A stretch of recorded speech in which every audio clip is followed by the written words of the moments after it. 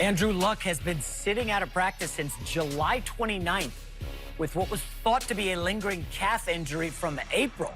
Yesterday, Colts owner Jim Irsay told reporters Luck wasn't dealing with a calf strain, but actually a bone issue instead. Then GM Chris Ballard clarified last night Luck has not injured a bone, but was having pain in the front of his ankle, and his Week 1 status is currently uncertain. Rob? Oh, boy. How concerned should the Colts be with Andrew Luck's injury? Given his history, I can understand why people are a little, leery because he's missed so much time. He's had so many injuries. But I'm going to say not too concerned from the standpoint of this. I think they're being cautious with him, given his history. And I think they're taking their time not to rush him out because they don't want to further injure whatever's bothering him.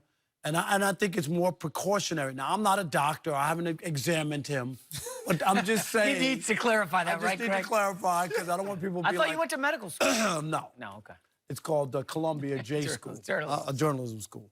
But in this case, I think that's what it's more about. And I understand because this guy, and when I say this, he's more to me like if he's on your team and he's playing, you got a chance, like an Aaron Rodgers, no matter what the rest of the team is. That's how big he is to the Colts, Andrew Luck. Last year, we saw him have a bounce-back year, 39 touchdowns, 15 picks. And they need him to be healthy. And if that means taking a little time and maybe missing a game or so to get him right, I think that's the way you got to handle it. But I'm not ready to panic. Oh, my God, we're going to go through another year of not having Andrew Luck, and it's the end of the world. I just think it's because it's him. People are panicking because of what we see, but I think it's more the right approach to deal with Andrew Luck in this situation. Rob, you have to be concerned because it is Andrew Luck. Because you know this is our guy. This is the franchise. But it's not the same injury is what I'm saying. I don't care what injury it is. I don't care if it was a hair on his head. We have to take care of this. We have to be concerned because this is what makes us go. You mentioned it. With him on the field, we don't know how great they can be. No doubt. That's no doubt. Without him out there, we're not even talking about the Indianapolis Colts. Look at this. In last year, they were 7th in passing, 7th in points, passing yards per game. The year before, when he missed all of 17, they were 30th in both categories, passing yards per game, like total yards. And then the year prior to that, in 16, they were 4th and 9th. So he is a difference maker, regardless of who you have at receiver, regardless of who you have in the backfield. We've seen him do it regardless of who you have up front blocking. That's why I mentioned him in the same breath with Aaron Rodgers. When he's on that team, he's that type of a player that you have to be concerned about his health. And with him, as you mentioned, not taking a snap since, when was it, July? July 29th. You're thinking, like, when are we going to see this guy back at full strength consistently? And that's the thing that starts to draw concerns for me. And another thing, when you have one result coming back as, you know, there may be a bone issue, calf, and now it's ankle. When you start to have some variation in what it is we're looking at from an injury standpoint, now I'm concerned, is it really what you're looking at? And Kevin Durant just texted me and said, yeah, he's been through that before. You see what I'm saying? It's even worse than that because it's been 5 months, guys, and they still are only finding out now what it is. Rob, how are you not worried about this? We're talking about, hold on, not just a great quarterback, comeback player of the year last year. Oh, the Colts start 1-5, okay? They were getting shelled. They couldn't stop anybody. The defense improves, but Andrew Luck was everything. So what'd they do in the offseason? Well, he needs more guys besides T.Y. Hilton. They go get Devin Funchess, solid receiver. They draft Paris Campbell, who's slaying, by the way. Eric Ebron had an unbelievable year. This is a team built around Luck. Listen, you guys know I do a gambling podcast for FS1. I was in Vegas last month. I bet on several teams to win the Super Bowl. The Colts are one of them. They have one of the best odds to win the Super Bowl. They're not even in the playoff discussion without Andrew Luck. Yeah, but this is big-time seriousness. I get that, but I'm also saying I think that they're taking a cautious approach with him, excuse me, given his history. And then, I mean, you can paint, oh, my God, the sky's falling. You don't know that. And all I'm saying is, if it's the same injury, Greg, I would be with you. But when you talk about something different, you get hurt in football. You get banged up. There's something else going on. And all I'm saying is I think they rather err on the side of caution rather than rushing him out so that you feel good that he's taking snaps in practice. How many times do they when he's not there? Are they going to screw this up?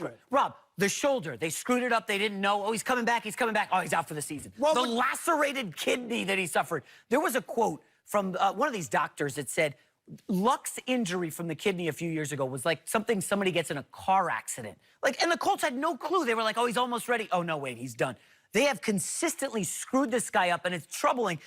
Last year, Andrew Luck was look at it. Here's the history right here. This is really devastating. Andrew Luck was the second-best quarterback in the NFL last year against the blitz because his ability to read the defenses and mobility without an ankle injury, he's not going to be mobile.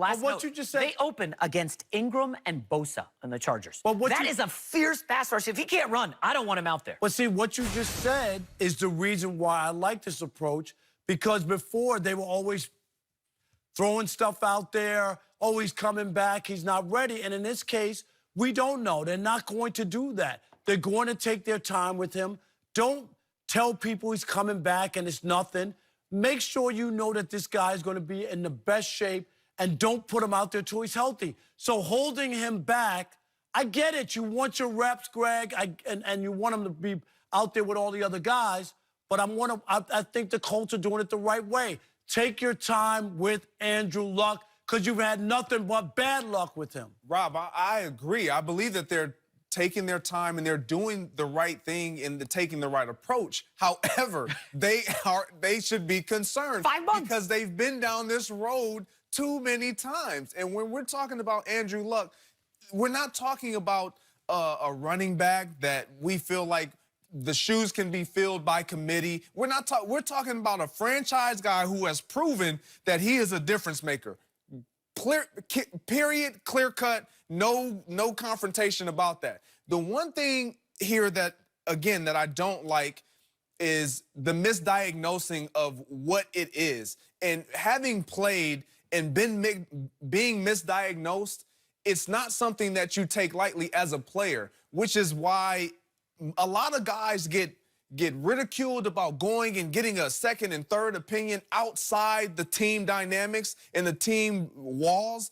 And why is that? It's because you have somebody who's not tied to your organization looking at you now and who's not kind of skewed in their conveying Greg, of what just information.